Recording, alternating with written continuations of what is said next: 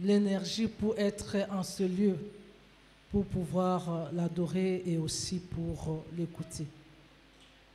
J'espère que le même sentiment que tu as d'être dans la joie, dans la maison de notre Père. Si c'est le cas, nous allons acclamer pour notre Dieu. Celui-là qui contrôle tout dans nos vies et qui renouvelle en nous son souffle de vie. Nous allons lire la parole de Dieu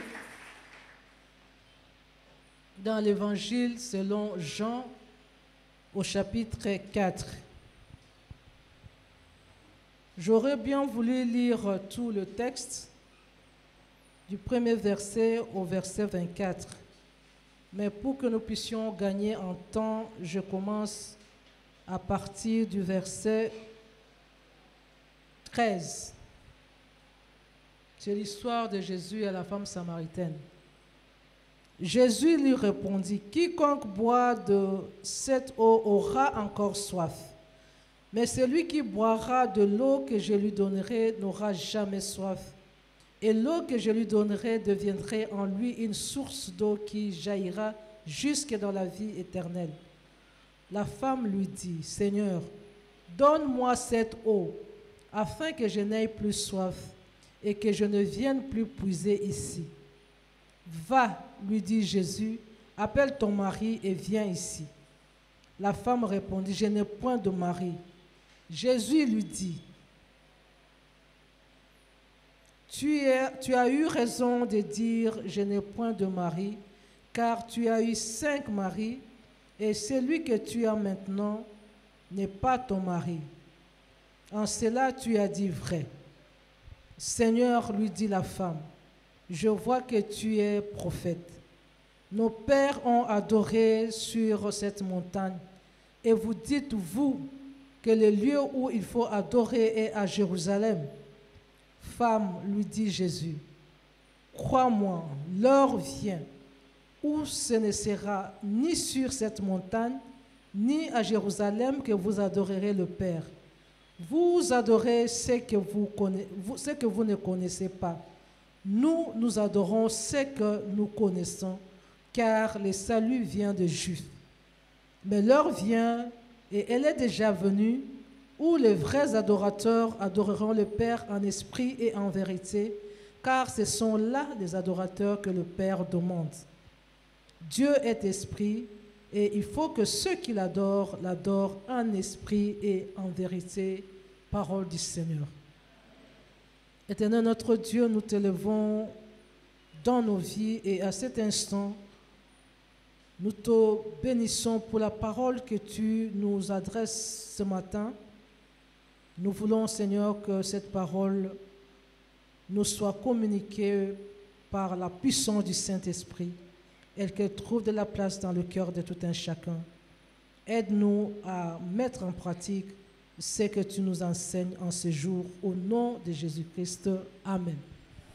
Nous pouvons nous asseoir.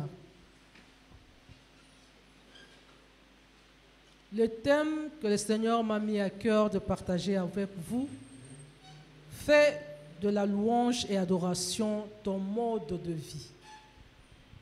Fais de la louange et adoration ton mode de vie.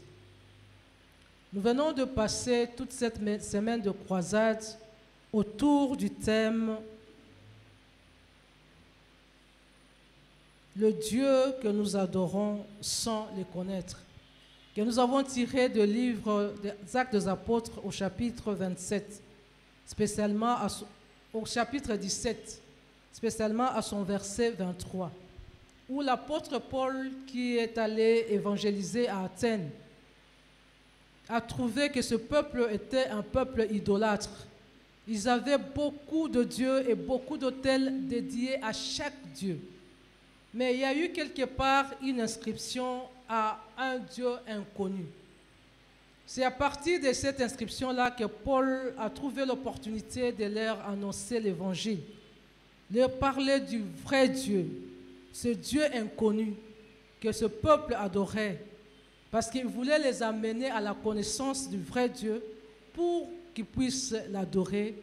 Et ignorer tout ce qu'ils ont élevé comme Dieu, qui ne sont que des idoles.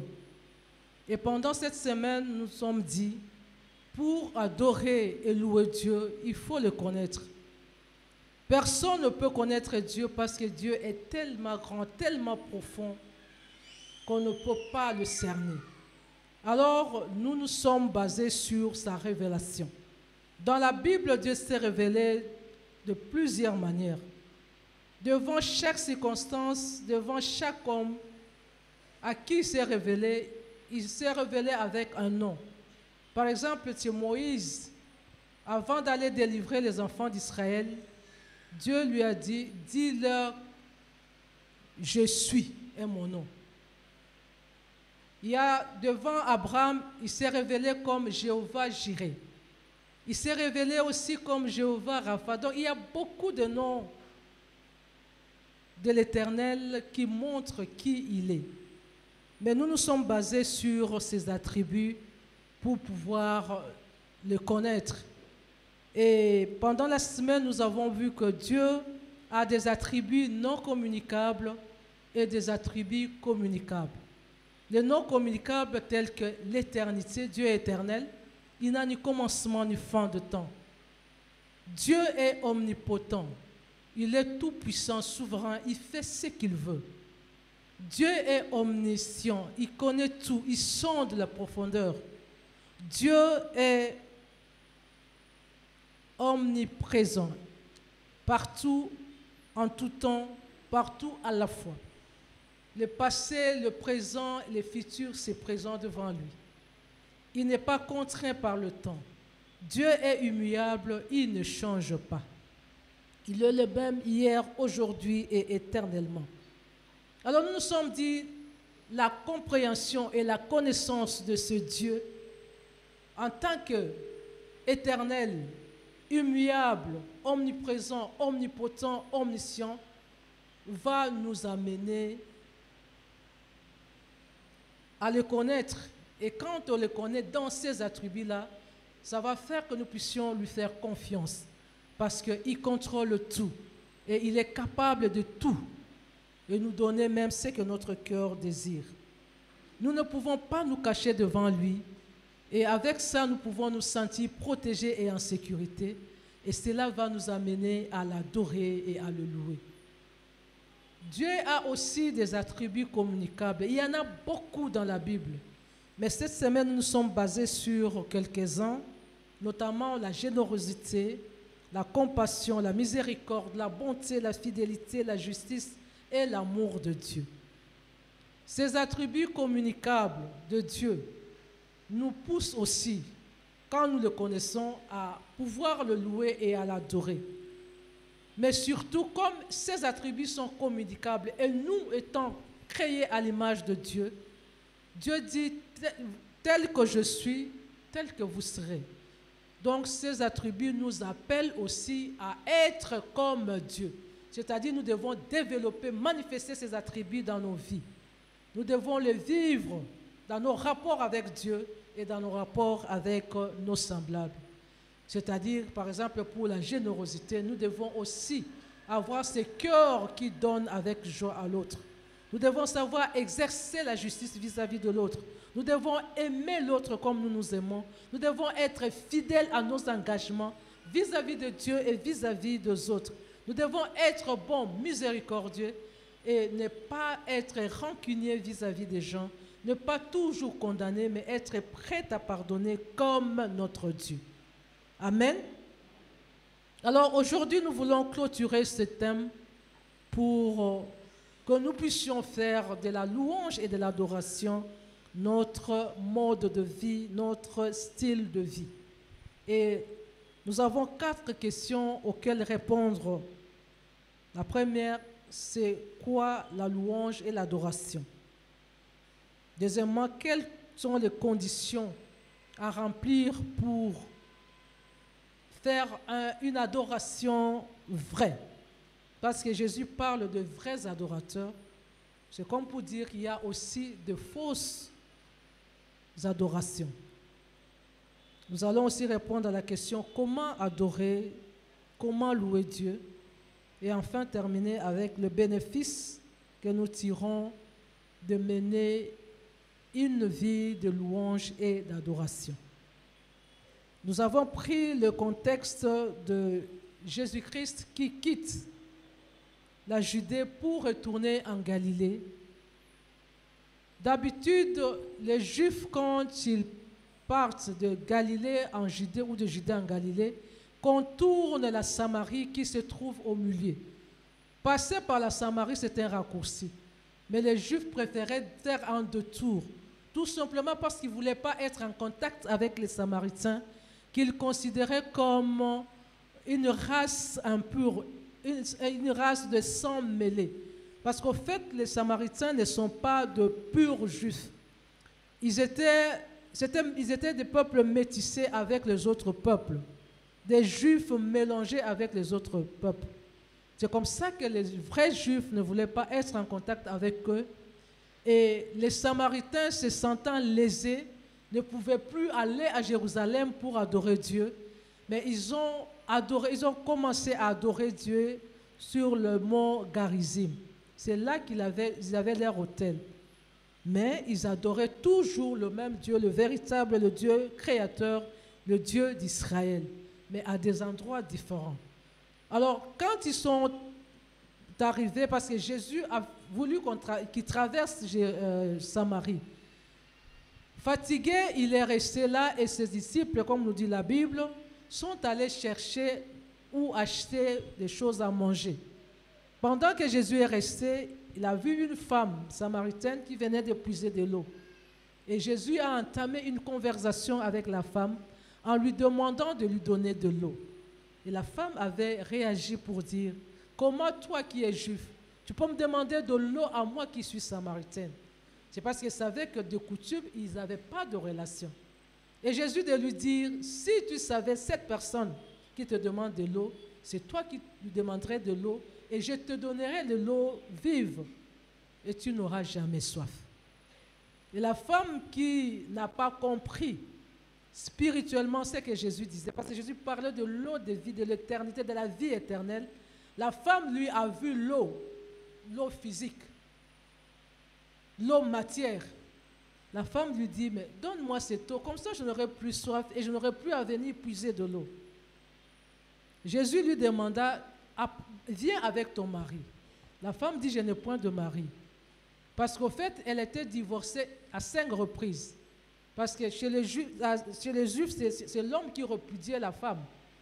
5 fois elle était mariée, 5 fois repudiée, et elle vivait avec un 6e mari qui n'était pas son mari, qui vivait dans une union libre. C'est comme ça qu'elle a dit à Jésus, je n'ai pas de mari. Et Jésus a dit, à cela tu as dit vrai. Et quand Jésus lui a parlé de sa vie privée, elle a reconnu que cet homme n'est pas n'importe qui, c'est un prophète. Et parce qu'elle se trouve en face du prophète, elle a voulu relever l'équivoque pour lui dire, mais nos ancêtres ont adoré sur le mont Garizim. Et vous les Juifs, vous dites qu'il faut aller adorer en Jérusalem. Elle voulait que Jésus-Christ choisisse le meilleur endroit pour adorer Dieu. Mais Jésus lui dit, l'heure est venue où ça ne sera ni à Jérusalem, ni dans le mont Garizim, ni nulle part ailleurs, mais on adorera le Père en esprit et en vérité. Amen. Amen. Alors, par rapport à cette causerie entre Jésus-Christ et la femme, nous avons tiré les quelques vérités que nous voulons partager en ce jour. C'est quoi l'adoration? D'abord, c'est que l'adoration n'est pas. L'adoration n'est pas un rituel que nous faisons dans nos églises ou dans nos lieux de culte. Ce n'est pas le fait de chanter, de danser à l'honneur de Dieu. L'adoration n'est pas une étape dans la liturgie cultuelle. Parce que quand nous venons au lieu de culte, nous suivons une liturgie. Chaque étape du culte est importante pour nous. Nous commençons très souvent par saluer les gens, par demander aux gens de faire des actions de grâce, confesser, Après, nous entrons dans la louange, l'adoration, la prédication, ainsi de suite. Ça, c'est la liturgie, le programme du culte. Et il y a des gens qui pensent que l'adoration, c'est l'une des étapes dans le culte, mais ce n'est pas ça. Amen. Amen. L'adoration n'est pas la position ou la posture de notre cœur, de notre corps. Parce qu'il y a des gens qui pensent que l'adoration, il faut se mettre debout, ou bien se mettre à genoux, ou bien se coucher par terre. L'adoration n'est pas une position. Parce qu'on peut prendre la position qui montre que tu fais l'adoration, alors qu'en réalité, c'est une fausse adoration. L'adoration, ce n'est pas répéter les paroles qui élèvent Dieu.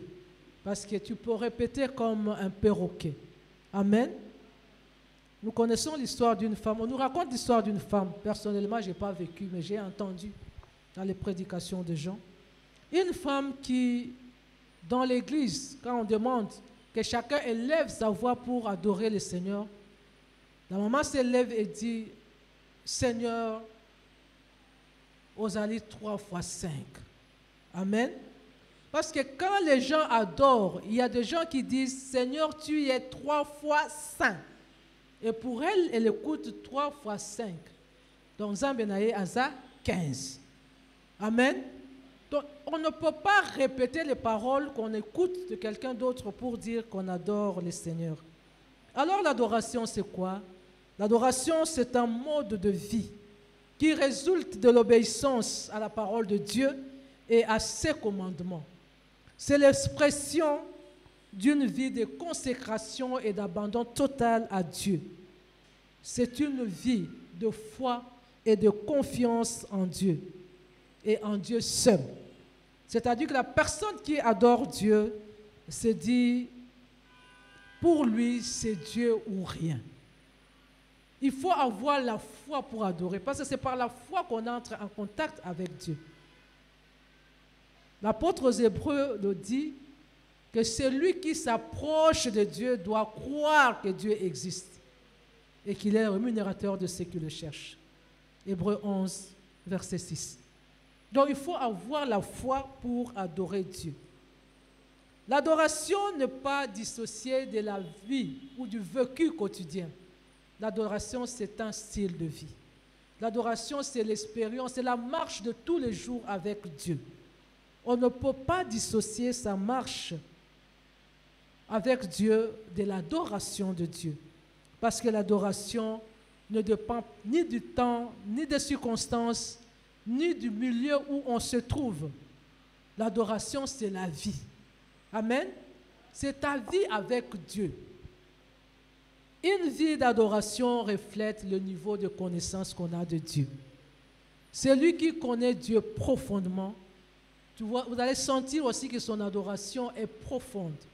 Celui qui est superficiel dans la connaissance de Dieu a aussi une adoration qui est superficielle. Celui qui ne connaît pas Dieu n'a pas aussi de mots à dire à Dieu parce qu'il n'y a rien entre lui et Dieu. Dans l'adoration, nous déclarons à Dieu ce que nous ressentons réellement vis-à-vis de lui. Vis-à-vis de lui. C'est une déclaration. Nous déclarons cette relation, cette intimité que nous avons avec Dieu. Et cette intimité, c'est au travers Jésus-Christ. Quand je dis par exemple, Seigneur Dieu, tu es tout pour moi, dans mon adoration, c'est pour dire que ce qui ont longoli nzambe ponanga nazati. Nzambe nde asalaka ke nazala. Amen. Et si tu le dis, ça doit être ça. Parce qu'il y a des gens qui n'ont rien à voir avec Dieu. Basala bango na batu. Oyo nde vie oyo nde asala ke nazala. Donc tu ne peux pas dire dans ton adoration que Dieu est tout pour toi. Si tu le dis, c'est-à-dire dans ton expérience de tous les jours, tu ne peux rien, tu ne vaux rien, tu n'es rien sans Dieu. Amen. Dieu est tout pour toi. L'adoration, c'est une déclaration d'amour pour Dieu. Il n'y a qu'une personne qui aime réellement Dieu, qui peut avoir facilement de mots pour exprimer.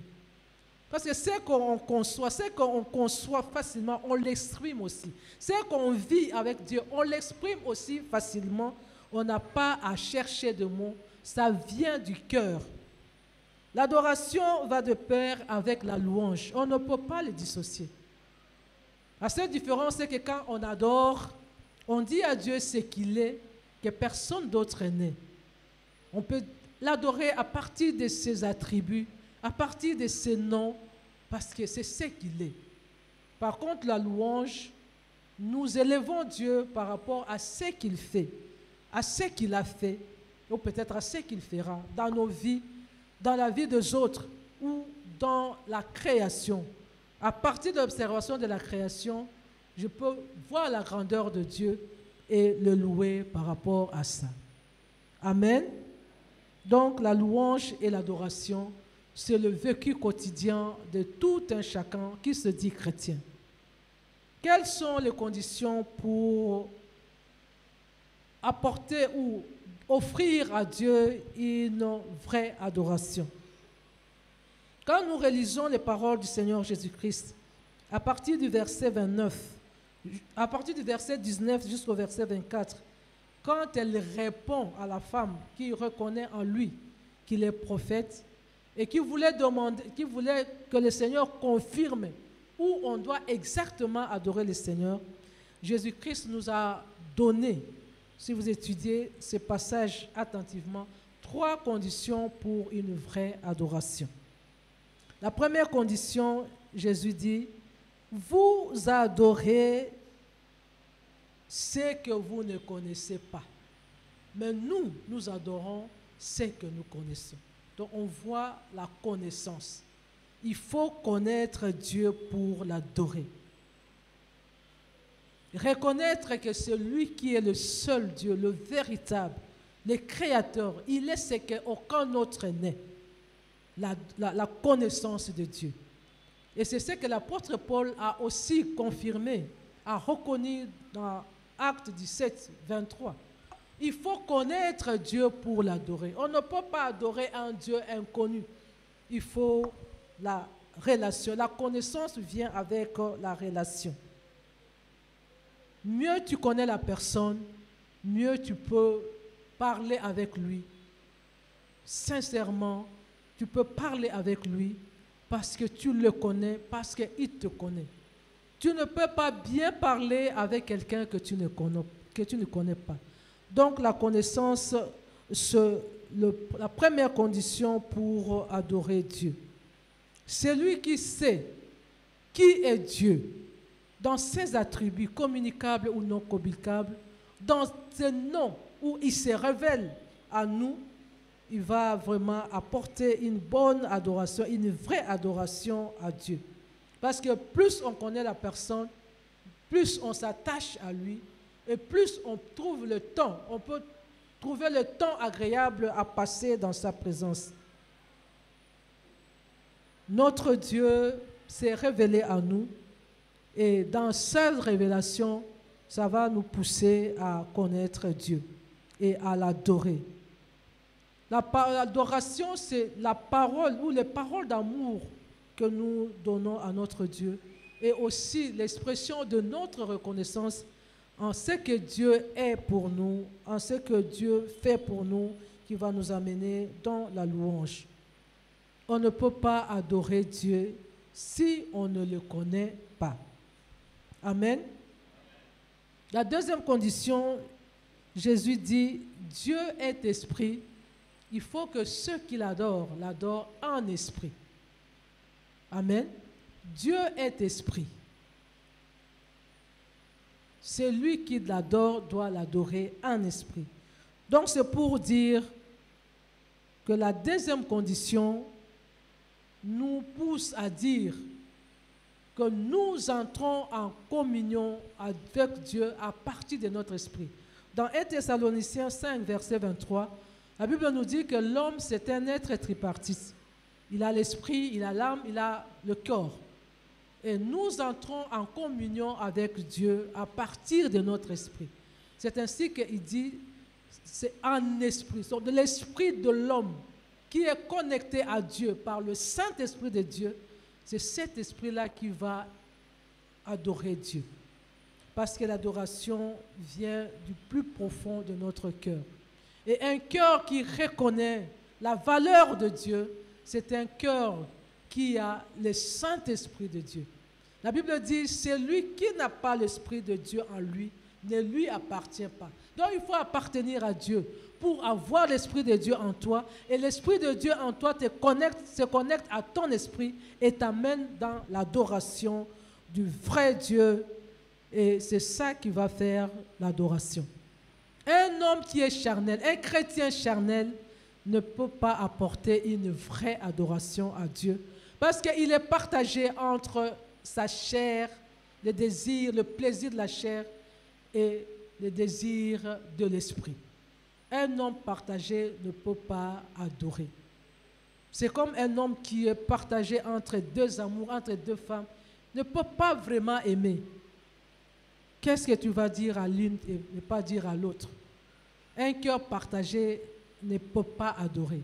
Un homme charnel ne peut pas adorer véritablement Dieu. Il faut être tout entier, il faut être spirituel pour adorer Dieu. Un homme animal, encore moins, ne peut adorer Dieu. Même s'il peut chanter, même s'il peut prononcer des paroles rythmées, des paroles profondes, des paroles, je ne sais pas, poétiques, à l'endroit de Dieu, ce n'est pas une adoration vraie. Parce qu'il n'y a pas connexion de cœur entre son esprit et l'esprit de Dieu. Et une telle adoration, Dieu la considère comme une fausse adoration. Parce que Dieu sonde le cœur et le rein. Ce que nous disons à Dieu, ça doit connecter notre esprit à l'esprit de Dieu. Et s'il n'y a pas cette connexion, peu importe ce que nous disons, Dieu le considère comme une fausse adoration. Comment adorer Dieu? Nos conditions pour adorer Dieu. La troisième condition, Jésus a dit, en esprit et en vérité.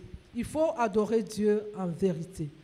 Les adorateurs, les faux adorateurs qui adorent selon la chair, n'adorent pas le Dieu en esprit, n'adorent pas Dieu en vérité. C'est de l'hypocrisie. Quelqu'un peut être là en train d'exalter Dieu, de faire une poésie à l'endroit de Dieu, de chanter une belle mélodie à l'honneur de Dieu. Mais si cette personne-là est charnelle, cette adoration n'est pas vraie. Parce qu'il n'y a pas la vérité en lui. La vérité, c'est-à-dire que ce que tu sors, tu ressens dans ton cœur, ça va concorder avec ce que tu prononces, ce que tu confesses dans ta bouche.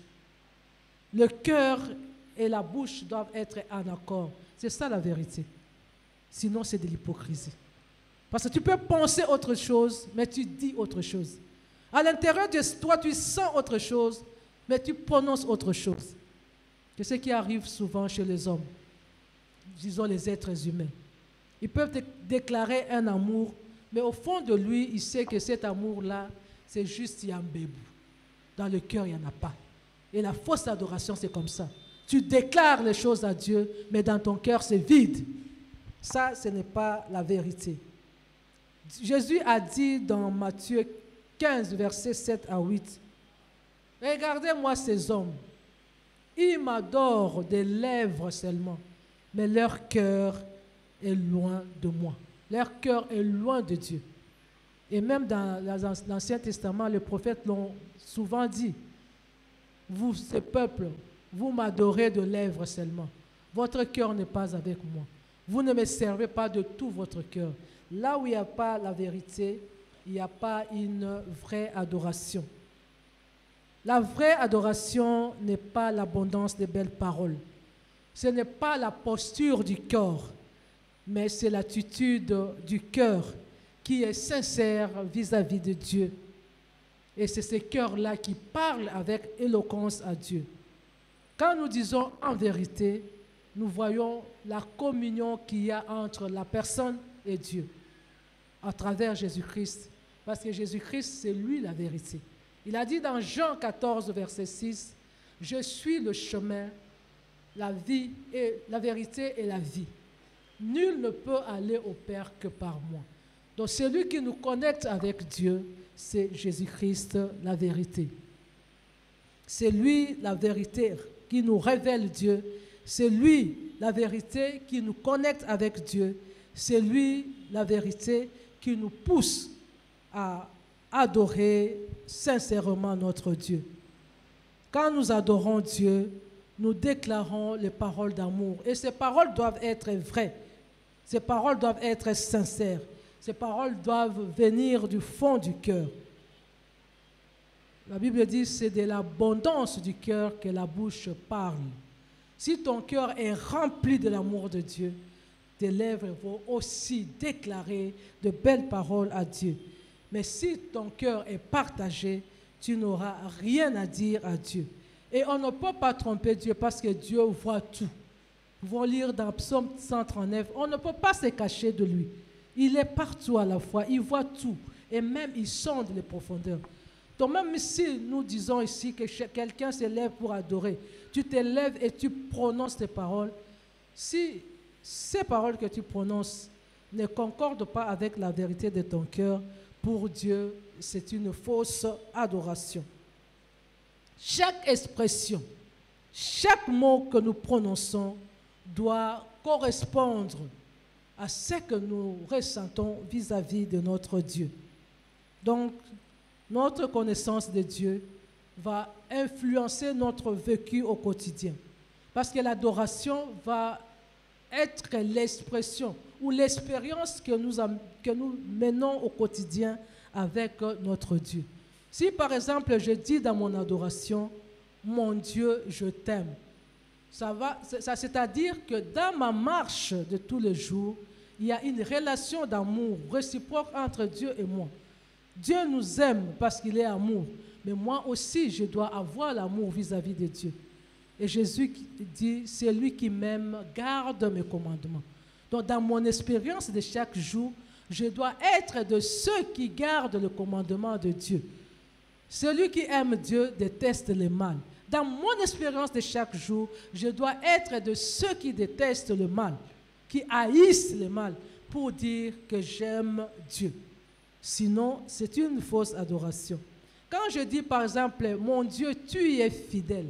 Oui, Dieu dans sa nature, il est ce qu'il est, ça ne change rien. Parce que sa fidélité ne dépend pas de ce que nous sommes, de ce que nous faisons pour lui, mais ça dépend de sa nature. Il est et il y reste.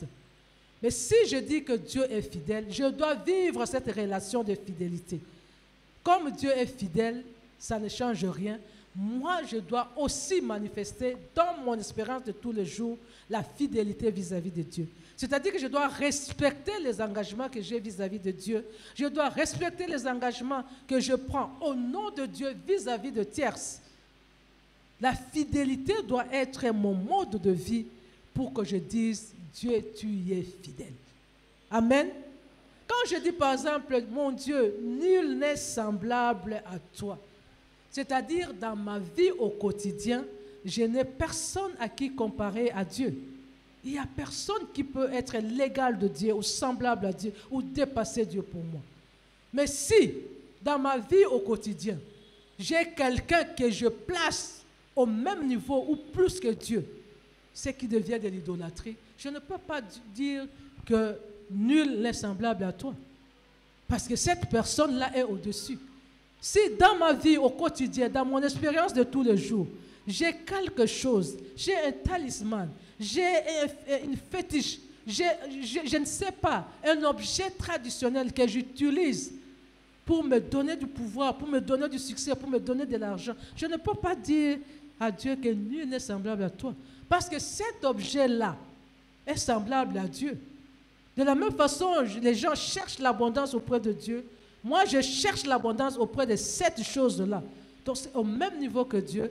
Donc, si je dis que nul n'est semblable à toi, c'est une fausse adoration. Amen. La vraie adoration voudrait qu'en dehors de Dieu, que je n'ai rien d'autre à mettre au même pied d'égalité. L'adoration, c'est la vie au quotidien. C'est l'expérience de notre marche avec Dieu. C'est pourquoi l'adoration doit être notre mode de vie. Quand nous disons par exemple prier sans cesse, cela ne veut pas dire qu'à chaque fois je dois me mettre à genoux dans la voiture, dans le bus, sur la route. Non. C'est-à-dire que pendant que je suis, où que je suis, peu importe les circonstances, je lève à Dieu une prière, dépendant des circonstances dans lesquelles je me trouve. C'est de la même façon que la prière, l'adoration doit aussi monter du dedans de nous. Parce que je sais que partout où je suis, peu importe les conditions, Dieu est toujours avec moi. Dieu est présent avec moi. Dieu contrôle tout ce que je vis, toutes circonstances. C'est-à-dire qu'à chaque instant, une adoration, une louange doit monter de mon cœur pour Dieu. Et cette adoration doit être vraie, doit être sincère, doit me connecter en tout temps, en tout lieu, en toutes circonstances avec Dieu. C'est comme ça que nous disons que l'adoration doit être notre mode de vie. Amen. Comment adorer Dieu? Nous avons dit qu'adorer Dieu, c'est lui exprimer notre amour, lui exprimer notre foi, notre reconnaissance, notre admiration, et lui exprimer notre petitesse. Nous élèvons Dieu. Il n'y a que lui qui est tout grand. Il n'y a que lui qui est tout suffisant. Il n'y a que lui qui est illimité. Mais nous sommes tout petits. Et comment exprimer à Dieu cette adoration? On peut l'exprimer de plusieurs manières. On peut adorer Dieu en le servant. La Bible nous dit que notre service à Dieu doit être notre adoration à lui. Servir Dieu, c'est adorer Dieu. Ce que je fais pour Dieu, c'est une adoration. Amen. C'est ma façon de lui dire que je t'aime. C'est ma façon de lui dire que je suis fidèle à toi. C'est ma façon de lui dire que je ne vis que pour toi. Le service, c'est une façon d'adorer Dieu. Nous pouvons adorer Dieu en poussant des cris de joie, comme nous l'avons fait tout à l'heure avec notre frère Fisquet.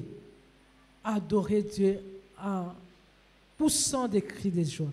Psaume 32. Pousser à Dieu des cris de joie. Acclamer pour Dieu. Chanter pour Dieu. C'est une façon d'adorer. Nous pouvons adorer en chantant. Nous pouvons adorer en dansant. Nous pouvons adorer en élevant le main vers lui. Nous pouvons adorer en proclamant ses hauts faits. Nous pouvons adorer Dieu en nous prosternant devant lui. Nous pouvons adorer Dieu même en nous couchant par terre. Nous pouvons adorer Dieu en lui rendant grâce pour chaque circonstance de notre vie. Donc, nous pouvons adorer Dieu de plusieurs manières. Alors, qu'est-ce que nous bénéficions lorsque nous faisons de l'adoration notre vie? Une vie qui est centrée sur la louange et l'adoration, c'est une vie qui accorde à la personne l'assurance d'appartenir et d'être attaché à Dieu. Parce qu'à chaque fois que l'adoration monte au-dedans de moi, je ne l'adresse pas à n'importe qui. Je ne l'adresse pas à un être humain. Je ne l'adresse pas à une chose. Je l'adresse à Dieu. Et cela me rassure que je suis avec Dieu, que j'appartiens à Dieu, que je suis attaché à Dieu. Une vie d'attachement. Celui qui fait de l'adoration son style de vie, c'est une personne qui va vivre la protection et la sécurité de Dieu. Parce qu'on sent en permanence que tu es en contact avec Dieu, que Dieu est toujours là. Et là où Dieu est, c'est la protection, c'est la sécurité. Celui qui a une vie centrée sur l'adoration va connaître la révélation de Dieu. Il va connaître le plan de Dieu pour lui. Quand nous disons par exemple dans Actes 13, à partir du verset 1 à 2, c'est pendant l'adoration que le Saint-Esprit a révélé aux disciples, aux apôtres, ce qu'ils devaient faire, le programme de leur travail. Donc l'adoration va nous amener la révélation et la connaissance du plan de Dieu pour nous. La révélation, l'adoration, une vie centrée sur l'adoration va nous accorder la délivrance et la libération des chaînes et de prisons démoniaques sataniques. Nous connaissons l'histoire de Paul et Silas dans Acte 16. Pendant qu'ils étaient en prison, c'est dans la louange et l'adoration que les chaînes se sont brisées, que les prisons se sont ouvertes et ils se sont libérés. Donc, si tu adores Dieu, tu seras aussi délivré de toutes les chaînes sataniques. L'adoration nous offre aussi l'exaucement de nos prières. Celui qui adore Dieu va faire de l'Éternel ses délices. Et quand tu fais de l'Éternel tes délices, l'Éternel va te donner ce que ton cœur désire. Donc tout ce que tu auras comme désir, ça va être exaucé par Dieu. Il va le réaliser parce qu'il n'y aura aucune barrière entre toi et Dieu. Celui qui a une vie d'adoration, c'est une personne qui marche dans l'obéissance, qui marche dans la sanctification. Parce que l'adoration te connecte à Dieu, te connecte à l'Esprit de Dieu. Donc en tout temps, tu te sens connecté à Dieu. C'est pour dire que tu n'auras pas le temps de pécher. L'adoration te mettra à l'abri de péché. L'adoration te donnera la victoire sur le péché. Amen. Autre chose, l'adoration t'offre la victoire sur tes ennemis. La Bible dit, Dieu siège au milieu de louanges et de l'adoration de son peuple. Et la Bible de dire, là où Dieu est élevé, ses ennemis se dispersent. Les ennemis ne viennent pas pour jouer avec nous. Ils viennent pour nous combattre. Et lorsqu'ils viennent et que nous élevons notre Dieu, ils peuvent venir par un chemin, mais ils te quitteront, ils fuiront par cet chemin parce que tu auras la victoire. Parce qu'avec Dieu, nous ferons des exploits et il écrasera nos ennemis. Donc la victoire est certaine pour celui qui est dans la liste de vrais adorateurs. Enfin, l'adoration, une vie centrée sur l'adoration va faire briller ton visage. Tu auras un visage toujours rayonnant parce que tu vas refléter en tout temps, en toutes circonstances, la gloire de Dieu. Nous connaissons l'histoire de Moïse qui a passé 40 jours en présence de Dieu. Quand il est revenu, les enfants d'Israël ne pouvaient pas le regarder de face parce que son visage rayonnait. C'est lui qui est tout le temps dans la prière d'adoration, dans la louange, il va aussi rayonner comme ça. Amen. Donc ce ne sont pas les soucis qui viendront te donner un visage frustré, un visage coincé, un visage triste, parce que du fond de cœur, il monte en toi l'adoration. Bien-aimé, notre Dieu est réel, notre Dieu est vrai, il est le seul et le véritable Dieu. Il est présent en tout temps et en tout lieu. Il n'a pas de limites. Partout où nous sommes, peu importe les circonstances de notre vie, Dieu est là et il ne change pas. Mais bien au contraire, il peut changer les circonstances de notre vie. La seule chose que nous pouvons faire pour manifester que nous sommes de Dieu, nous lui appartenons, c'est de mener une vie centrée sur l'adoration. De faire de l'adoration notre style de vie. C'est alors que nous allons bénéficier de Dieu, de tout ce qu'il a comme bénédiction pour nous. Bien-aimés, Dieu se révèle à nous. Et quand nous le connaissons, ça va nous pousser à l'adorer. Dieu est esprit, nous devons l'adorer en esprit. Dieu sonde nos cœurs, il connaît tout, nous devons l'adorer en vérité. Que Dieu bénisse sa parole.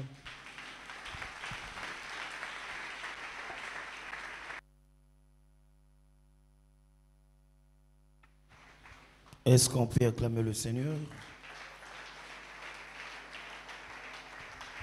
J'étais en train de dire d'acclamer le Seigneur.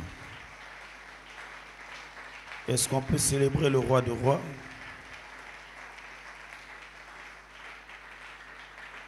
Amen. Bama dit comment adorer l'Éternel? Quelque part, elle a mentionné avec des cris de joie et des acclamations. Alléluia. Nous allons appliquer cela ce matin. Est-ce qu'on peut se lever là où nous sommes? Est-ce qu'on peut se lever là où nous sommes? Parce que nous n'avons pas beaucoup de temps. La Bible dit, lorsque Dieu demanda à Josué d'aller conquérir Jéricho, il n'y a pas demandé de briser, de prendre le l'épée de lance. Il a dit, vous allez contourner la ville. Et au 7e jour, les sacrificateurs ont sonné des trompettes et le peuple vont pousser de grands cris de joie. Ils vont battre de main. Alléluia. Et ce matin, nous sommes au premier jour du mois d'octobre. Nous allons adorer Dieu avec nos acclamations et des cris de joie. Pendant que nous serons en train d'acclamer le Seigneur ce matin, nous sommes en train de conquérir notre territoire. Pendant que nous sommes en train de pousser de grands cris de joie en son heure ce matin, il est en train de conquérir notre santé. J'étais en train de dire, tu m'acclames pas, tu n'acclames pas maman parce qu'elle a bien prêché, mais nous sommes en train d'acclamer le roi des rois. Nous sommes en train d'acclamer le Tout-Puissant. Ah, que cette acclamation-là puisse te pousser à conquérir ta santé ce matin. Là où le diable avait conquéri, que ces acclamations puissent le récupérer ce matin. Ah, que ce soit dans le domaine de la santé, que ce soit dans le domaine de finances, que ce soit dans le domaine des études, que ce soit dans le domaine de voyage, que ces acclamations-là, oh!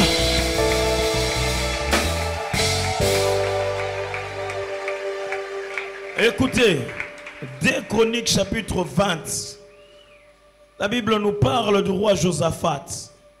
Il y avait des villes tout autour qui s'étaient rassemblées pour aller combattre Israël. Josaphat est parti voir Dieu. En descendant, il dit que le chantre passe devant. Alléluia. Et la Bible dit, lorsque le chantre ont commencé à chanter de louanges à Dieu, la Bible dit, Dieu créa une embuscade. Alléluia. Et ils ont commencé à adorer Dieu, à louer Dieu. De l'autre côté, Dieu a créé quoi là?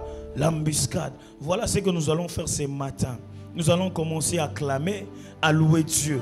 Que ce mois d'octobre, que toute personne qui cherchera à nous faire du mal, que Dieu crée des embuscades. Que toute personne qui vont se rassembler contre ma santé, contre ma vie, contre ma promotion, contre mon élévation, contre la vie de mes enfants, que Dieu crée l'embuscade dans son camp. Est-ce qu'on peut acclamer le roi des rois? Est-ce qu'on peut pousser de grands cris de joie en son honneur? Maboko wane bongwana e créé embuscade na batu nyonso bakosangana mpona koboma yo, contre vie na yo, contre libala na yo, contre musala na yo, contre yabana na yo, et bon on est comme embuscade. Ah, acclame, acclame, acclame, acclame. Acclame, acclame, acclame.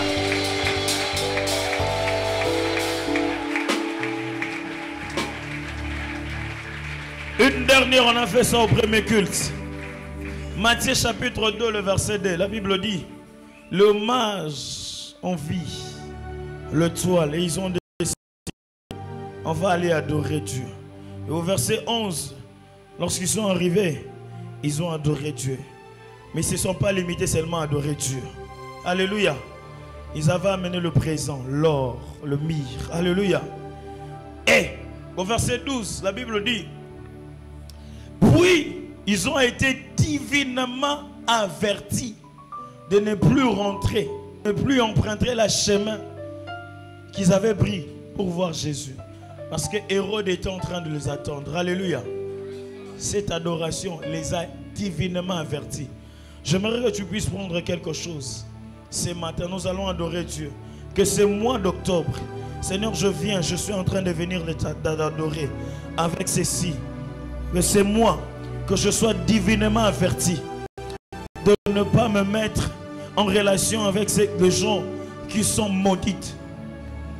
Cette année, c'est moi ici, divinement averti Je ne veux pas échouer.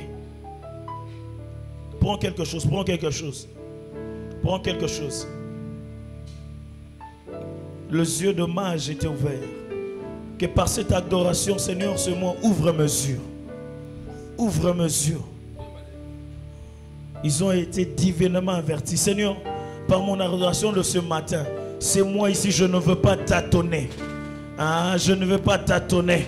Je ne veux pas tâtonner. Je veux vivre la perfection. Je veux expérimenter la perfection. Est-ce que tu peux commencer déjà à prier? Tu peux déjà commencer à adorer. Tu peux déjà commencer à adorer. Tu veux commencer à adorer. Pourquoi pas ne pas le mettre dans le panier? Ceux qui sont au-dessus vont mettre dans le panier qui sont là au-dessus. Nous qui sommes en bas, nous allons mettre dans le panier qui est en bas. Adore, adore, adore, adore comme ça, adore comme ça. Adore Dieu, adore Dieu, adore Dieu, adore Dieu.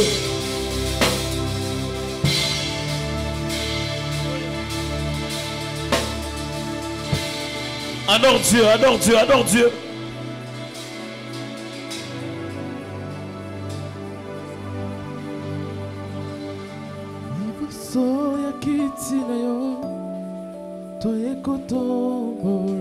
Jésus.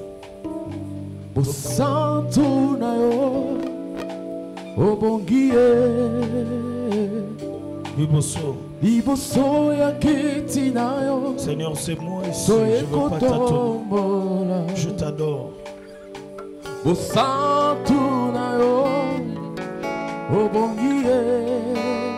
Fana, fana, Zualo kumu, fana, fana, obongie, oh fana, Zualo kumu, fana, obongie, oh liboso ya kiti na yo.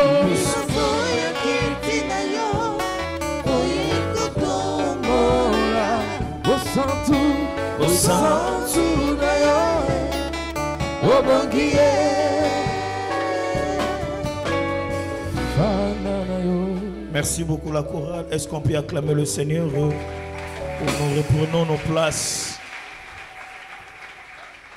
Merci beaucoup. Passons à nos communiqués.